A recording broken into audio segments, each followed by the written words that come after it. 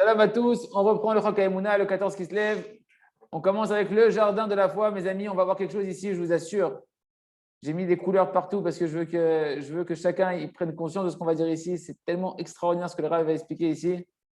Écoutez, réécoutez, réécoutez, priez dessus dans il vaut des doutes, c'est extraordinaire. Le Rav nous parle des aspirations. Chacun a des aspirations de changer au niveau matériel, des fois de situation de vie, au niveau spirituel surtout. Comment on doit gérer ça? Lorsqu'un homme il voit qu'il a maintenant des problèmes dans sa vie et qu'il veut faire des changements, peu importe lesquels, par exemple, il veut changer de travail, parce que son travail, il n'est pas comme il voudrait, ou bien il veut changer de maison, un peu trop étroit. Il était célibataire, après il s'est marié, après il a un enfant, deux enfants, cinq enfants, six enfants. Faut pousser les murs un peu. Et il voit qu'il n'a pas la capacité d'entre ses mains de pouvoir changer la situation. Donc c'est un signe que si tu veux changer et que ça ne change pas, et comme ça, Kadosh Baruch Hu, il veut que ça soit pour le moment. On n'a pas dit que tu vas être enterré là-bas jusqu'à la fin de tes jours, mais pour le moment, Hachem, il veut que ça se passe comme ça. Et donc, qu'est-ce que toi, tu dois faire? Tu dois annuler ta volonté devant la volonté d'Hachem, accepter la volonté d'Hachem avec joie et savoir que c'est pour ton bien, que comme ça, Hachem, il veut pour le moment. Par contre, tes volontés de changer, que tu ne te sens pas bien, tu as envie de changer de situation, eh ben, tu vas les exprimer dans ta prière. C'est-à-dire que tu vas te fixer tous les jours un temps petit ou important, ça dépend comment tu veux accélérer ta délivrance, et demander le changement à Kadosh Baruch Hu que tu espères. Mais par contre, en dehors de ce moment-là où tu vas prier Hachem de vouloir ton changement, tout le reste de la journée, tu dois rester que dans la joie et dans l'acceptation avec la émouna de ce que Kadosh Baruch Hu a voulu pour toi et avoir foi que tout ce qui se passe pour le moment, c'est le ratzon d'Akadosh Baruch Hu, comme ça Hachem il a voulu pour toi et il y a seulement Hachem il sait quand est-ce que ça sera le moment que tu changes de situation. C'est pourquoi qu'est-ce que nous on va dire à cette personne-là ou à nous-mêmes lorsqu'on est dans ce genre de situation. Si tu peux changer la situation facilement avec tes mains, c'est entre tes mains, ben vas-y, fais-le, change. Mais si tu vois que pour le moment c'est bloqué, qu'il y a un blocage, que c'est verrouillé, alors le conseil qu'on te donne, c'est d'avoir foi que du ciel, comme ça on veut que ta situation soit pour le moment, que c'est pour ton bien pour le moment. Et toi, tu dois l'accepter avec amour et tu n'es pas obligé d'abandonner tes aspirations. Ton aspiration de vouloir changer, qu'est-ce que tu dois faire? Tu acceptes ta situation pour le moment, Bessimcha, et tu fixes un petit moment tous les jours où tu vas prier à Kadosh Baruch Hu. C'est la seule chose qui est entre tes mains, c'est de prier à Hachem qui t'aide à changer, puisque c'est Hachem, c'est le seul qui a la capacité de changer les choses pour toi. Donc tu vas demander à Kadosh Baruch Hu qui te change la situation lorsque lui il aura désiré que c'est le bon moment de changer. Et là, le grand chidouche, mes amis, il est au niveau spirituel. Au niveau spirituel, quand tu vois maintenant qu'un homme, il veut, chacun d'entre nous, on aspire à évoluer spirituellement. Tu veux étudier plus la Torah, passer plus de temps dans la Torah et moins dans le commerce. Et tu vois que tu n'arrives pas. Tu veux réparer un trait de caractère, un mauvais trait de caractère, sortir d'un mauvais désir. Et tu vois que tu n'arrives pas. Alors c'est évident que tu dois continuer à vouloir et à faire tout ce qui est en ta capacité de pouvoir changer. D'étudier le sujet sur lequel tu veux changer pour te renforcer et de prier sur le sujet. Mais attention, tant qu'Hachem, il n'a pas rempli tes aspirations, il n'a pas répondu encore de manière positive à tes aspirations, tu te dois d'accepter la situation, même spirituelle. Ton imperfection spirituelle, tu te dois de l'accepter avec amour.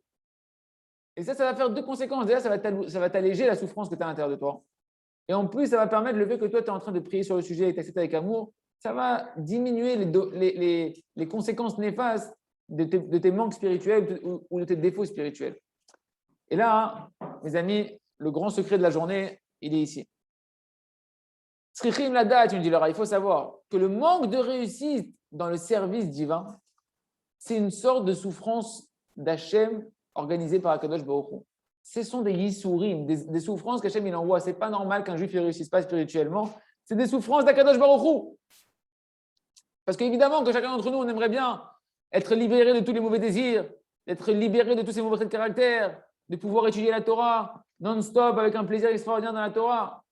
Et lorsqu'un homme il voit maintenant qu'il désire progresser dans le service divin, mais qu'il n'arrive pas, eh bien, c'est des souffrances envoyées d'Akadosh Baruch Hu. Il peut y avoir deux raisons essentielles à ça. C'est quoi ces deux raisons qu'il faut se rappeler dans une bonne doute pour ne pas se culpabiliser, pour ne pas s'en vouloir, etc.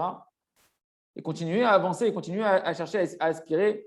Il dit peut-être qu'en réalité, ces premières raisons, ces souffrances, elles peuvent venir du ciel pour réparer tout le temps où toi, tu étais complètement éloigné de cette mitzvah-là. Tu veux étudier la Torah, mais pendant 20 ans, tu n'en avais rien à faire de la Torah. Tu veux préserver tes yeux. Pendant 20 ans, tu n'en avais rien à faire de tes yeux. Il faut réparer ça, mon ami.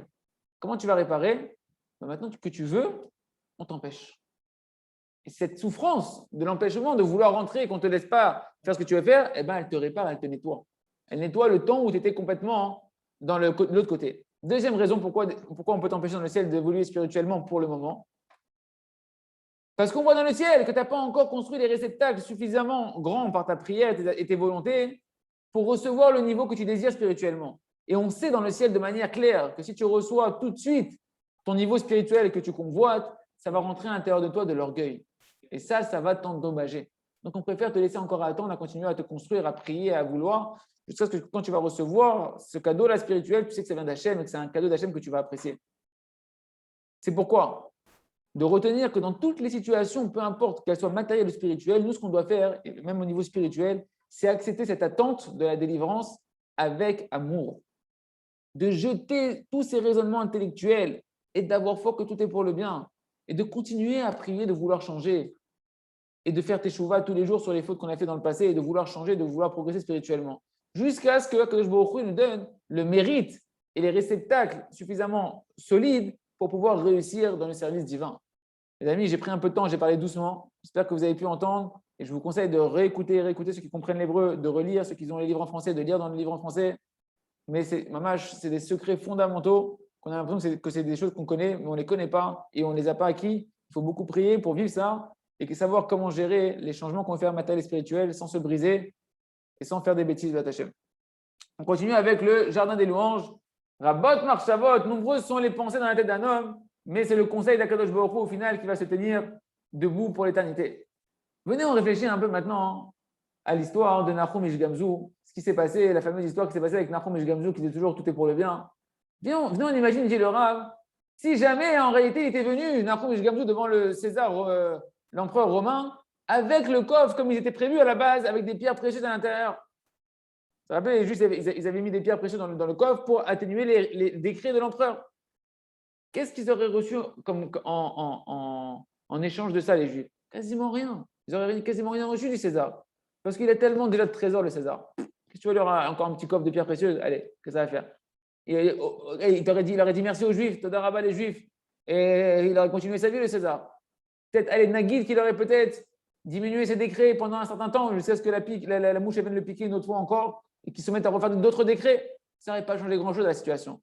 C'est pour ça qu'Akadosh Baruch Hu, lui, il avait un meilleur programme que les Chachamim juifs. C'était quoi? Il avait un programme, comme on a vu, qui ne pouvait sortir et se concrétiser que par la Emouna de Nahum Ishgamzu. Si Nahum Ishgamzu, il tenait son épreuve de Emouna, d'accepter d'aller voir l'empereur avec du sable et de la paille dans le coffre, à la place des pierres précieuses. Et c'est ça qu'on a écrit au-dessus, dans les mots d'au-dessus, dit le Rav.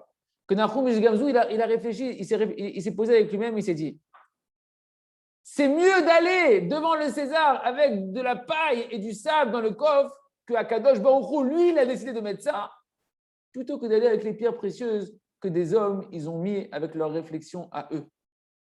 Parce qu'il a fait une équation simple.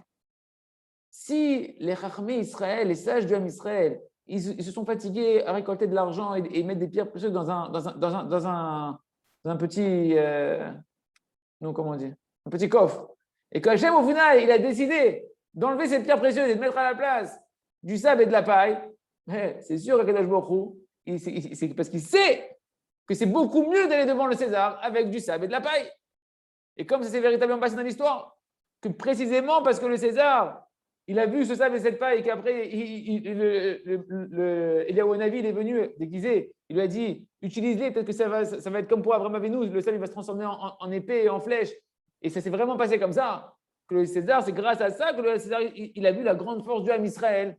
Et qu'il s'est dit, ouais, il vaut mieux rester en paix avec l'Am Israël. Tu te rends compte, avec du sable, ils font des armes nucléaires. Nous, quand je reste en paix avec eux, qu'est-ce que je vais mettre en colère avec eux? Donc, Kadosh Baruch Hu, il a vu des choses que nous, on ne pouvait pas avoir. Maintenant, nous, c'est facile pour nous quand on lit l'histoire, parce que nous, on connaît la fin de l'histoire. Et donc, on comprend que oui, c'était très, très bien. Et c'est normal qu'il a dit comme Zoul et Tova, parce que c'était très, très, très bien qu'il vienne avec du sable et de la paille devant le César, plutôt que de venir avec des pierres précieuses. Mais le Rav dit, viens, on soit sérieux un petit peu. Viens, on soit sérieux. Mais on se met à la place de Nahum Ishgamzu au moment où il a eu son épreuve. D'accord? Est-ce qu'on aurait dit Gamzu Letova? On aurait dit que ça aussi c'est pour le bien.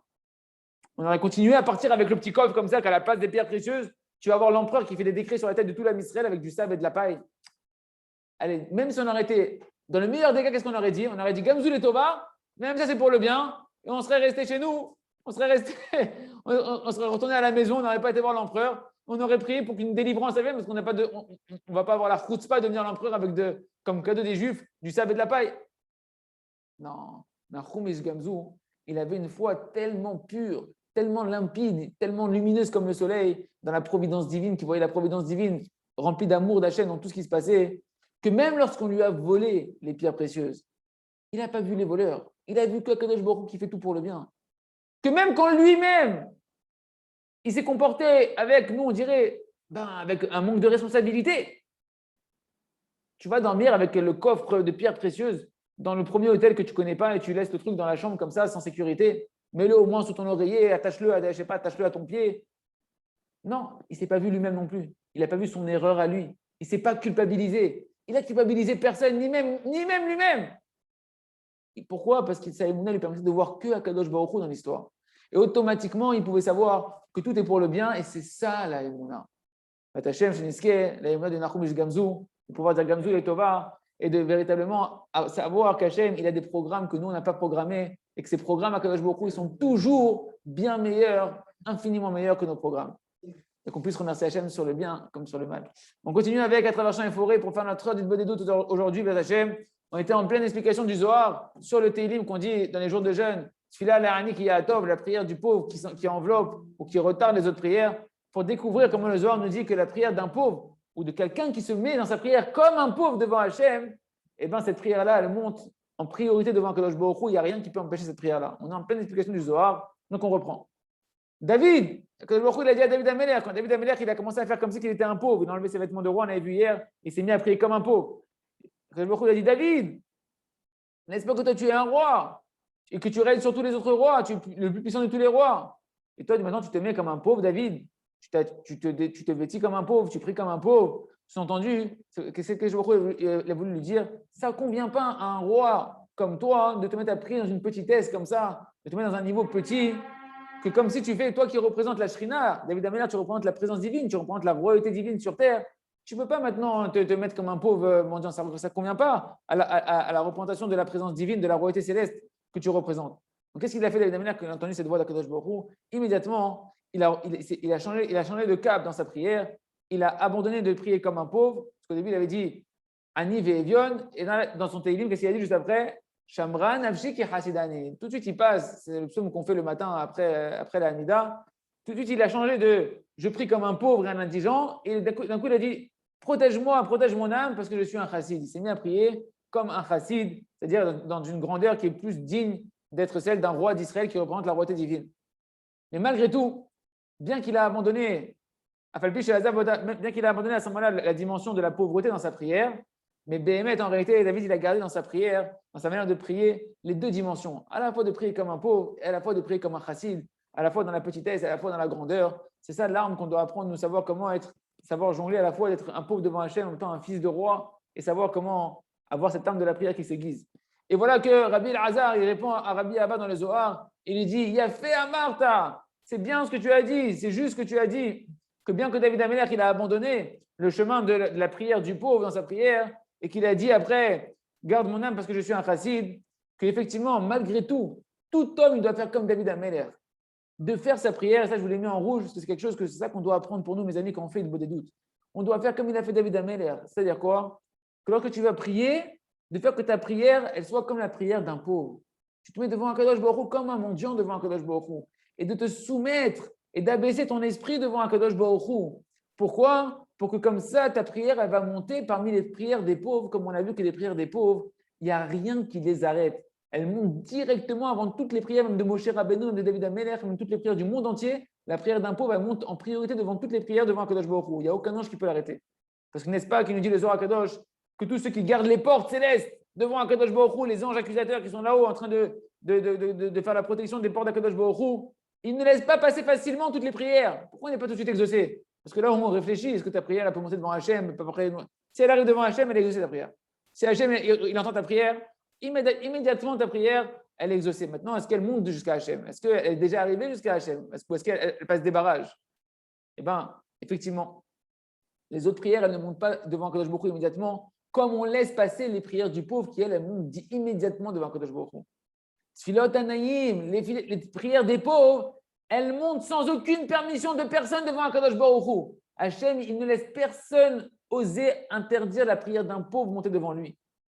Et si maintenant le grand secret, le Zohar, il nous dit c'est quoi? Si nous maintenant on apprend comme David Ameller, de se faire nous-mêmes comme un pauvre quand on prie devant Akadosh Baruch Hu, et qu'on met toutes nos volontés et toutes nos aspirations constamment comme un pauvre qui espère devant Akadosh Baruch Hu, pas qui exige, qui espère que tu ne dois rien. Un pauvre, il sait qu'on ne lui doit rien.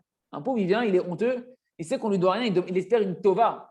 C'est ça être comme un pauvre. Tu viens devant Akadosh Baruch Hu, Hachem, lo magia li kloum, atalo chayav li kloum, Hachem. Tu ne me dois rien, Hachem. Tu viens avec soumission, il dit le soir, avec un cœur brisé. Parce que tu as été Bessimra toute la journée, donc tu peux avoir un cœur brisé. Tu viens avec un cœur brisé. Alors, cette prière, elle monte et elle peut s'unir aux prières des pauvres. Et elle va s'unir et monter avec les prières des pauvres en priorité devant toutes les autres prières. Et Akadosh Baruch Hu, il va pouvoir s'unir avec ta prière et elle va être acceptée avec volonté devant Akadosh Baruch Hu en priorité, sans aucun barrage. Voilà la fin de citation du Zohar de Bamidbar Parashat Balak. Et Hachem, demain, on verra dans les prochaines pages comment on traduit ça, comment Rabbi Nathan il va traduire ça concrètement par rapport à nous, dans notre quotidien, à la Chale Maaseh, quand on fait des doutes, comment prier et comment on peut, à un tas de paris de doutes, ce niveau de la prière du pauvre, que notre prière, elle monte directement devant Akadosh Baruch Hu. On continue Hachem avec le jardin de la sagesse. Redifat Akavod. Notre sage, ici, on voit l'illustration de ce qu'on appelle la poursuite des honneurs, la recherche des honneurs. Le Rav nous dit, sachez que la recherche des honneurs, on est tous habités par la recherche des honneurs, c'est une maladie de l'âme terrible. Un homme, il poursuit le kavod et il devient en réalité sensible et il est à fleur de peau. De manière, dès qu'on lui manque de kavod, il se blesse constamment dès qu'on ne l'honore pas. Ta femme ne t'honore pas, tu te vexes. Ton enfant ne t'honore pas, tu te vexes. Le petit Margaret, tu te vexes. Tu peux accepter aucun reproche de qui que ce soit. Et même quand on te fait un reproche qui est juste, un reproche qui est vraiment… Non, toi, ça t'a blessé au plus profond de ton être et tu es brisé, tu ne te sens pas bien et tu es constamment en train de répondre. Parce que on t'a manqué d'honneur, donc il faut que tu te défendes. Donc tu réponds. Et tu veux toujours avoir raison. Tout ça, ça s'appelle la recherche du kavod, mes amis. Et la plupart du temps, en réalité, comment ça se traduit cette recherche du kavod? C'est que la personne, en réalité, elle est constamment en train de chercher à interpréter ce que les gens ils lui font comme un manque de kavod. Constamment, il m'a manqué de kavod, celui-là, il m'a mal parlé. Il est constamment en train de… C'est une culture. Et il a constamment une imagination débordante qu'on ne l'a pas honoré, qu'on l'a mal regardé, qu'on l'a méprisé ici, on lui a pris sa place, et il est en colère, d'accord? Et c'est une personne qui est constamment, à l'intérieur de lui, il a envie de se venger constamment. Des fois, il a des pensées même meurtrières, quoi. Je vais le tuer, celui-là, comment il ose me parler comme ça, et comment il a parlé sur moi, et comment il m'a regardé, et comment il a osé, d'accord? Et la personne, elle est persécutée avec des pensées qui sont douloureuses, et il rumine après. Même dans la journée, il réfléchit encore comment il lui a manqué de kavod, comment ma femme elle a osé, comment mon enfant il a osé, comment ma belle-mère elle a osé, etc. Comment on a profané son kavod, son honneur.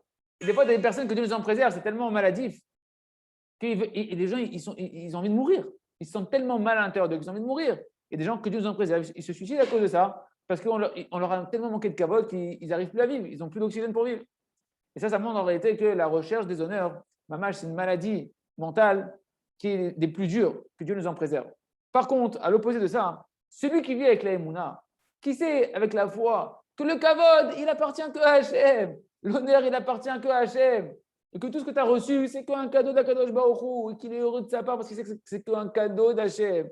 Alors celui-là, il a de la vitalité, il a de la joie de vivre qui provient directement du Créateur, de son lien avec le Créateur, de sa recherche du but véritable de connaître Akadosh Baruch Hu. Et c'est évident qu'une personne qui a une émouna comme ça, qui est heureuse de sa part, il lui manque, il a aucun problème dans les relations humaines. Il est attentif et au contraire, lui-même, il peut être sensible à la personne qui est en face de lui pour ne pas manquer de kavod à la personne qui est en face de lui. Et à plus forte raison que cette personne-là, elle ne veut pas du kavod. Surtout que c'est du kavod illusoire parce que le kavod, il revient que à Hachem. Donc jamais il veut du kavod. Et si jamais il sent qu'il a reçu du kavod, qu'il ne devait pas en recevoir, il fait tchouva. Qu'est-ce que je prends du kavod pour moi? Le kavod, il ne me revient pas à moi, il revient à Akadosh Baruch Hu. Mais Kitsour, c'est une personne qui va être saine d'esprit. Donc, on revient sur notre fameux philosophe, notre fameux Chacham, d'accord, qu'on voit que finalement, sa philosophie, elle n'a fait que l'endommager et que de nouveau, il fait que dégringoler dans sa vie.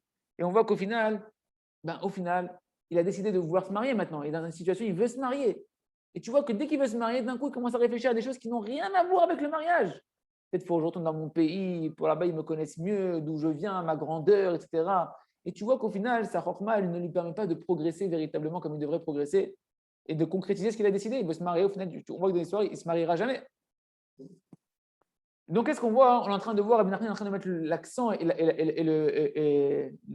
une loupe grossissante pour montrer que le Chacham, par sa philosophie, son orgueil, il est en train de dégringoler, de perdre tout le lien avec le Kadosh Baruch Hu, tellement il est concentré sur sa réussite, son propre kavod, et moi, et qu'il tombe dans cette maladie de la recherche du kavod, que Dieu nous en préserve. On verra la suite de Hashem dans les pages suivantes. On continue avec le 4e chapitre, Baruch Hashem, du Sefer Or Chadash, les lois de la vie. Donc, véritablement, on sait que chacun d'entre nous, on veut tous changer. On veut tous fixer pour nous un temps où on va travailler notre volonté de changer. Et maintenant, on va étudier dans ce chapitre-là, B'at Hashem, on va étudier. On va étudier dans ce chapitre-là. Ah, les blagues d'Akadosh Baruch Hu. On va étudier les lois, comment ça fonctionne. Comment ça fonctionne, les lois spirituelles qui gèrent en réalité le travail de la volonté. Il y a des lois, comment ça fonctionne pour savoir comment travailler sa volonté. Première loi, mes amis, la plus importante à savoir, c'est que le Rav il a mis en première. Tu as besoin d'aide. Au secours, tu as besoin d'aide. Tu ne peux pas t'en tirer tout seul dans cette histoire. La Gemara, elle dit dans Masechet Souka, page 52, et ce n'est pas le seul endroit de la Gemara. Le Rav il a ramené un endroit. Où Rabbi Shimon ben Lakish, qui était lui-même l'exemple du Baal Tchouva, qui était le chef des brigands avant de faire Tchouva. Donc il sait de quoi il parle. J'aime bien dire ça parce que c'est Resh Lakish qui dit ça. Resh Lakish, c'était la tête des brigands, ça veut dire. C'était le prototype du Baal Tchouva. Il part de très loin. Qu'est-ce qu'il nous dit, Resh Lakish? Après qu'il a fait le travail de la Tchouva, c'est devenu un Tana. Qu'est-ce qu'il nous dit? Sache, mon ami, tu veux faire Tchouva, le mauvais penchant d'un homme, il se renforce sur lui tous les jours. On va cacher la amito et sache que tous les jours, il veut ta peau. Tous les jours, il veut te tuer spirituellement. Et si ce n'était Hachem qui te venait en aide, mon ami, tu ne pourrais jamais le vaincre. Et tous les jours, tu te ferais tuer. Spirituellement, il te tuerait tous les jours. Tu feras couler ton sang spirituel tous les jours. Qu'est-ce que ça veut dire? La Gemara va nous dire, Resh Lakish, qui lui a fait tchouva, qui revient de très loin, il nous dit, il y a une loi, mon ami spirituel. Kadosh Baruch Hu, il a créé l'homme avec un mauvais penchant. Et qu'il a donné de la force au mauvais penchant d'être plus fort que l'homme. Et que l'homme ne peut pas vaincre son mauvais penchant seul, sans l'aide d'Akadosh Baruch Hu. Ça, c'est la règle principale qu'un homme doit savoir. Et on continue, il nous dit, l'essentiel du mauvais penchant, c'est quoi, les amis? C'est la débauche. Pour les hommes, de vouloir regarder ce qui est interdit de regarder, et pour les femmes, de se faire regarder par leurs tenues vestimentaires qui ne sont pas appropriées, que Dieu nous en préserve. Comme c'est marqué dans le Zohar Kadosh, que l'essentiel, Rabbi Shimon Bar Yochai, qui voit les secrets de la Torah, il dit sache, les secrets de l'âme. L'essentiel du mauvais penchant d'un homme, c'est la débauche. Et Rabbi Nachman de Breslev, il a rajouté sur les paroles de Rabbi Shimon Bar Yochai dans Sichot Haran, dans l'enseignement 115, sache que l'essentiel de ta mission sur terre, l'essentiel de la chose, pourquoi tu viens, tu étudies la Torah, les mitzvot, tu te maries, tout ce que tu viens, pourquoi? Pour pouvoir tenir dans cette épreuve-là, de sortir de la débauche, de réparer ce mauvais désir de la débauche. Et le Or HaChaim HaKadosh, dans le Sefer Vayikra, chapitre 18, qu'est-ce qu'il nous dit? Écoutez les mots du Or HaChaim HaKadosh, qui était le Mashiach de sa génération. Il nous dit, sache que toutes les mitzvot qu'Hachem a ordonnées sur le Ham Israël, ce sont des mitzvot, des commandements qu'un homme il peut tenir dedans, normalement, il peut les accomplir. Si jamais juste il fait pencher sa volonté de vouloir faire les commandements d'Akadosh Baruch Hu. Sauf une chose où l'homme il ne peut pas s'en sortir. C'est quoi? Se séparer de la débauche. C'est quelque chose que l'âme de l'homme, tel qu'il a été créé, elle désire énormément et que du coup il se trouve malgré lui de fauter dans cette pulsion-là. Le seul remède, dit le Or HaChaim HaKadosh, pour qu'un homme il s'échappe de ça, c'est qu'un homme il se renforce de s'éloigner de deux choses. Extrêmement fort de s'éloigner extrêmement loin de deux choses. De préserver ses yeux de ne pas voir ce qu'il ne faut pas voir et de préserver ses pensées de ne pas penser ce qu'il ne faut pas penser. Si ce n'est pas ces deux travails constants et très forts qu'un homme y fait, un homme il n'a pas de force de se dominer lui-même pour repousser ces pulsions-là. Qu'est-ce qu'il veut nous dire le Or HaChaim HaKadosh? Que se séparer de la débauche, ce n'est pas dans les mains d'un homme. La seule chose qui peut donner à un homme la capacité de se sauver de toutes ces mauvaises pulsions, c'est que normalement, il ait ses yeux complètement préservés comme Baba Salé et sa tête complètement Kodesh, complètement une des pensées que pures. En gros, Il faut que tu sois directement Kodesh Kodashim, que tu sois le Saint des Saints. Qu'est-ce qu'ils vont faire les 99,99% des Juifs de la génération qui ne sont pas à ce niveau-là, qui sont complètement à l'opposé de ce niveau-là? La seule chose qui nous reste, c'est l'aide d'Hachem. C'est l'aide d'Hachem. Si Hachem, en gros, ça veut dire quoi? Si Hachem ne t'aide pas, tu ne pourras pas t'en sortir. C'est malgré toi, c'est plus fort que toi. Parce que ce n'est pas dans ta force de pouvoir tenir ça.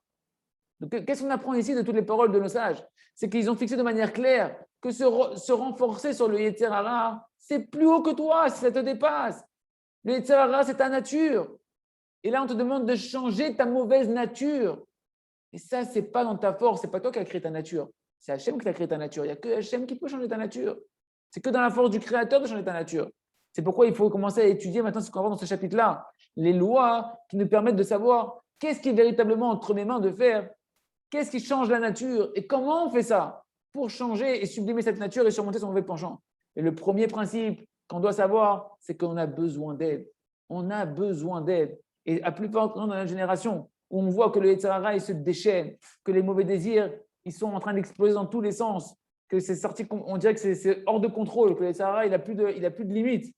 Et qu'on voit que quasiment tout le monde de cette génération, soit ils se soumettent à leurs mauvais désirs, et ils atterrissent, Dieu nous en préserve, dans les endroits les pires où ils atterrissent, chacun avec son niveau de son Yetzer Hara, là où il s'est laissé aller, ou soit ils essayent de se battre avec le Yetzer Hara, mais à chaque fois ils retombent, et encore ils retombent, jusqu'à ce qu'ils se désespèrent, et qu'à chaque fois qu'ils sont en train de tomber, ils se désespèrent parce qu'ils voient que ça fait tellement de fois qu'ils essaient de se sortir et qu'ils n'arrivent pas, qu'ils n'ont pas la force. Ils voient qu'ils n'ont pas la force de changer, donc ils se désespèrent.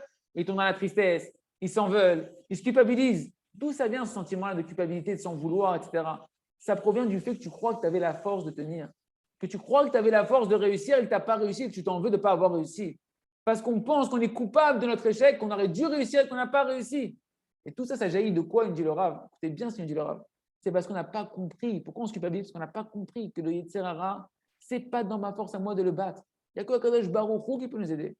C'est pourquoi l'essentiel de l'épreuve d'un homme ici, quand il vient sur terre, c'est de se renforcer sur les forces du mal qui est à l'intérieur de lui, qui est le Yetzer Hara. Et l'essentiel des forces du Yetzer Hara, c'est les mauvais désirs, les mauvais traits de caractère qui dominent un homme et qui lui dictent ce qu'il doit faire dans sa vie. Tes mauvais désirs, ton Yetzer Hara, il est en train de te dicter, c'est lui le roi.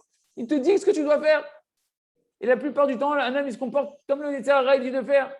Et alors que l'homme, des fois, il sait très bien la plupart du temps que c'est mauvais ce qu'il est en train de faire. Il sait très bien qu'il est en train de s'endommager à lui-même, qu'il est en train d'endommager sa famille, que c'est interdit de la Torah. Mais, en malasot, dès que le genou il est rentré en lui, que le vent de folie il est rentré en lui, ça y est, il oublie tout. Il n'y a plus rien qui l'intéresse. Pourquoi? Parce que malgré lui, il n'a pas la force de se retenir. Et même s'il sait qu'il va se faire du mal, le bonhomme, eh ben, il va, comme un captif qu'on traîne par les menottes, il va faire Chazé Shalom, ses mauvais désirs que le Yetzer Hara il veut, et il tombe dans les avérotes qui nous en préservent. Et la Gemara, elle vient ici nous témoigner que c'est comme ça la nature spirituelle d'un homme. Comprends bien que seul tu ne pourras pas y arriver, que seul Akadosh Baruch Hu, par tes prières et ta volonté, il pourra te donner la force de vaincre ton Yetzer Hara et de changer. Chazak, on continuera une massacre dans les pages suivantes.